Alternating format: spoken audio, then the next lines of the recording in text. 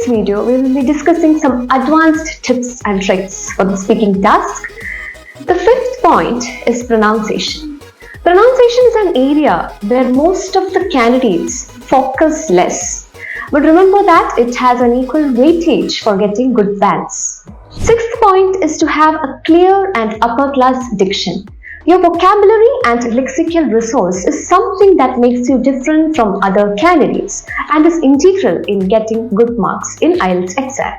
Seventh point is to use idioms naturally. If you have good idiomatic vocabulary, you will be able to speak like a native English speaker.